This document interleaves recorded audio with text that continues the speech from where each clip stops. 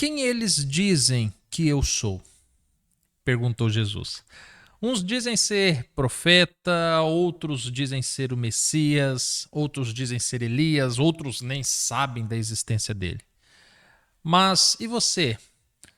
O que você diz sobre Jesus? É o que vamos descobrir no vídeo de hoje. Olá, família! Tudo bem com vocês? Esse já é o nosso terceiro episódio sobre a revelação de Cristo. Já aprendemos tanto a respeito de Cristo, mas você se surpreenderá com o quanto ainda aprenderemos. Deste modo, já aproveite, se inscreva no canal, ative o sininho para você não perder os próximos episódios e compartilhe com quem você ama, se você gostar. Bom estudo! O momento em que Israel vivia é extremamente importante para entendermos o contexto em que Cristo veio ao mundo. Após a divisão do reino de Israel, a nação de Deus nunca mais foi a mesma. Sempre dois reis buscavam uma soberania. Israel de um lado, com 10 tribos, e Judá do outro, juntamente com Benjamim. Foram muitas guerras, muitos profetas, até que Israel e Judá foram derrotados por um inimigo em comum, os babilônicos. O ano é aproximadamente 500 anos antes de Cristo, quando os judeus e israelitas são levados a cativeiros em Babilônia. E esse é o período que se destacam Daniel, Ananias, Azarias, Misael, os profetas Jeremias, Ezequiel, Zacarias e outros. O período de cativeiro era profetizado para durar 70 anos. E, de fato, durou o período correspondente. Durante o cativeiro, o templo foi destruído. Jerusalém teve seus muros derrubados e as suas portas arrancadas.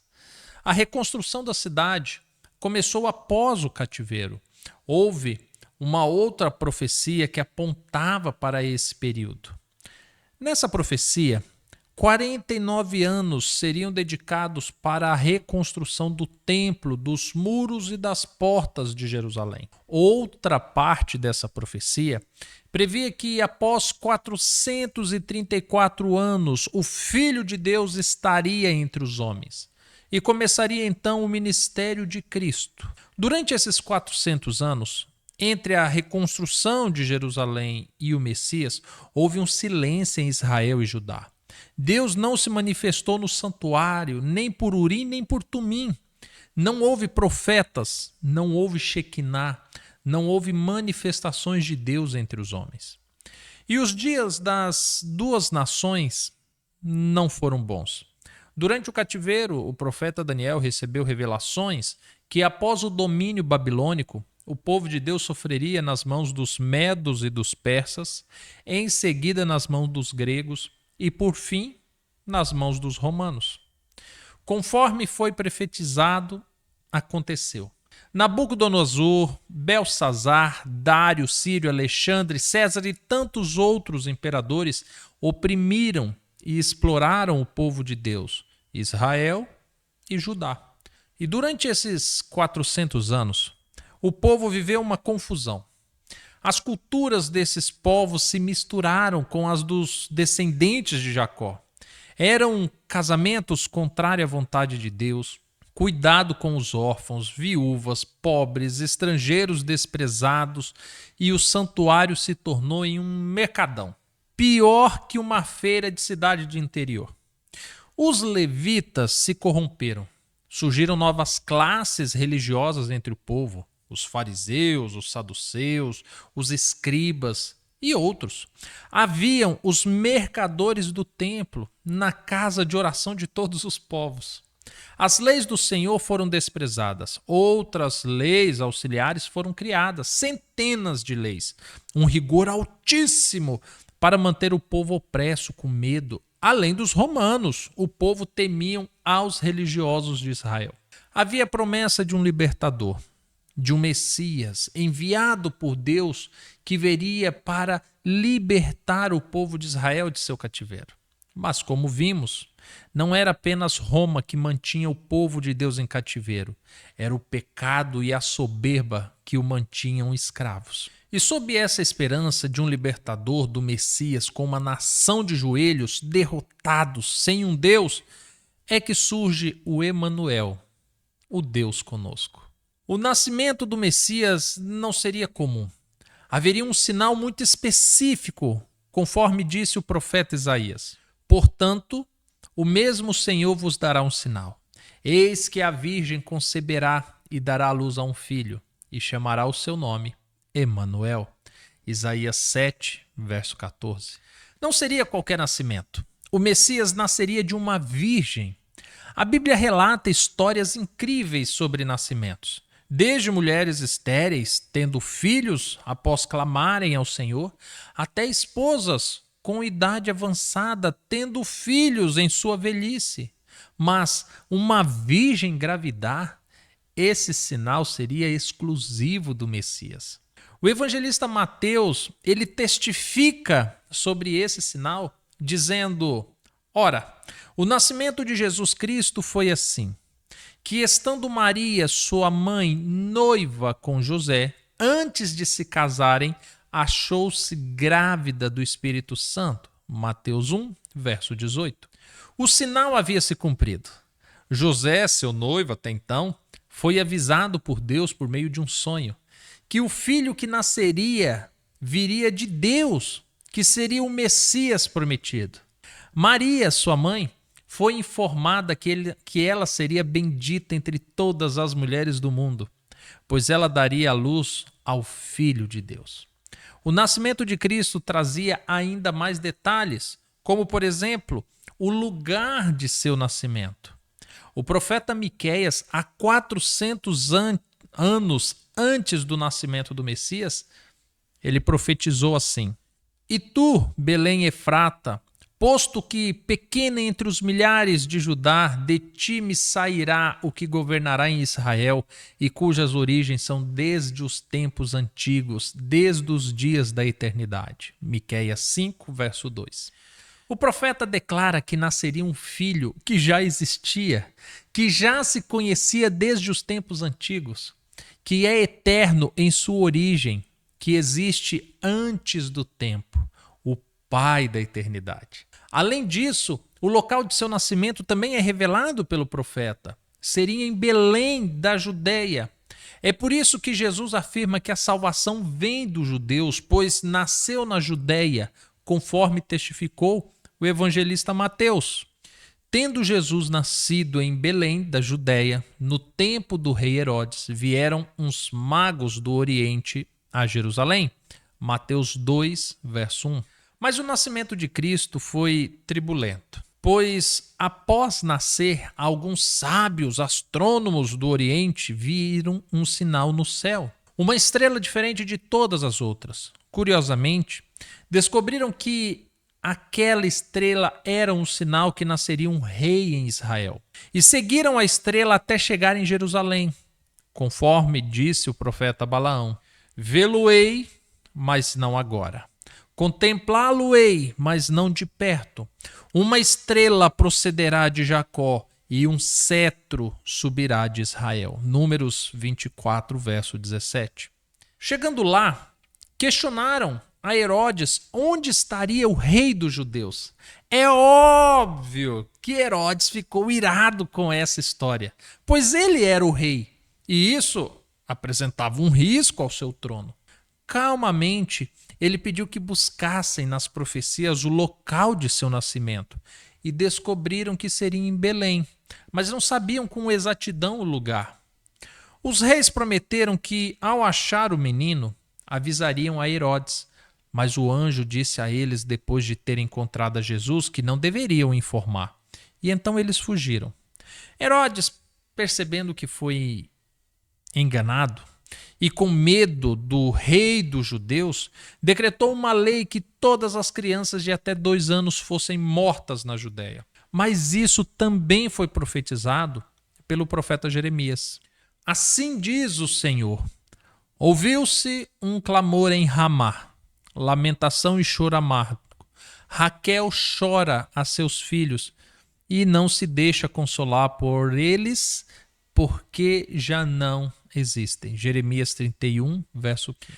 Por causa desse decreto de morte, José e Maria tiveram que fugir para o Egito com o menino, fora da jurisdição daquele decreto. E isso também foi profetizado pelo profeta Oséias. Quando Israel era menino, eu o amei e do Egito chamei a meu filho. Oséias 11, verso 1. O nascimento de Cristo foi profetizado em vários aspectos. São inúmeros detalhes, desde profecias específicas até o simbolismo com outros personagens chaves na Bíblia, como, por exemplo, Moisés, José e outros.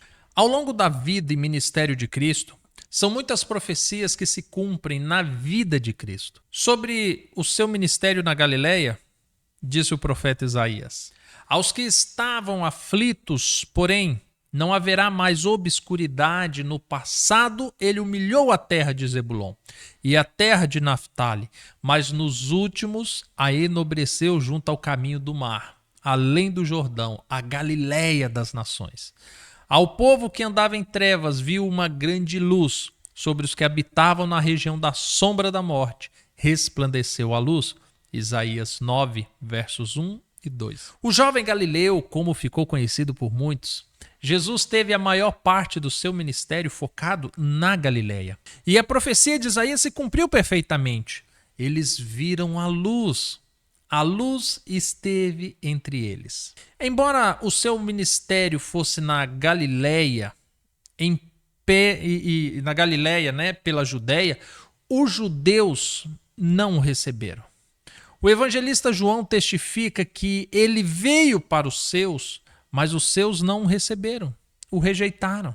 Jesus andou por multidões nessa região e ainda assim foi rejeitado pela maioria. Isso traz revolta quando vemos todo o cenário, mas havia uma profecia que dizia isso. Era desprezado e o mais indigno entre os homens, homem de dores e experimentado no sofrimento.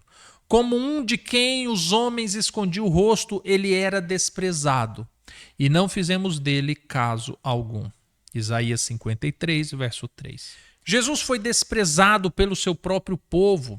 Suas características não se pareciam com aquelas que o povo esperava de um rei que viria para libertá-los. Muitos aguardavam que Jesus fosse um grande imperador, um líder na semelhança de Moisés, com a ousadia de guerra de Davi, mas a profecia dizia como seria Jesus. Repousará sobre ele o Espírito do Senhor, o espírito de sabedoria e de inteligência, o espírito de conselho e de fortaleza, o espírito de conhecimento e de temor do Senhor.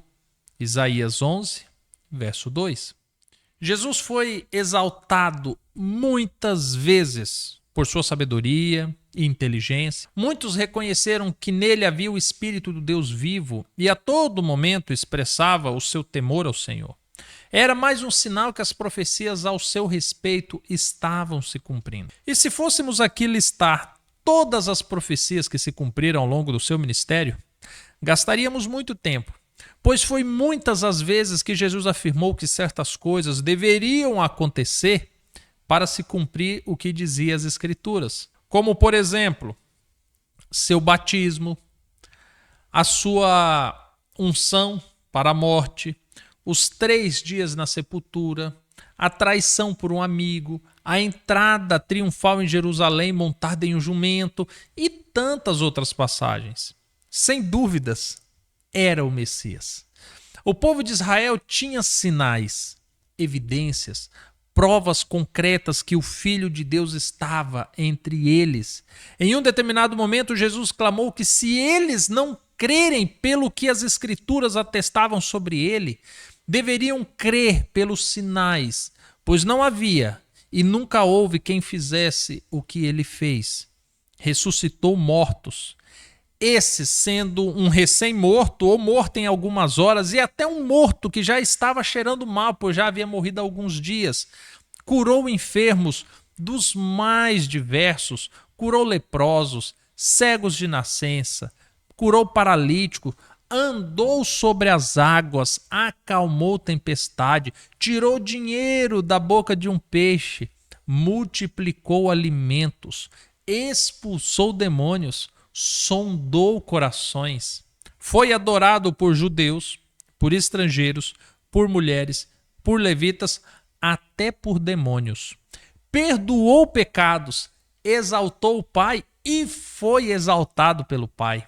Foi declarado por Deus, foi declarado por anjos, foi declarado pelo Espírito Santo. Ninguém nunca fez o que Jesus fez. Muitos examinam até hoje as Escrituras em busca da vida eterna, mas são elas mesmas que testificam de Jesus.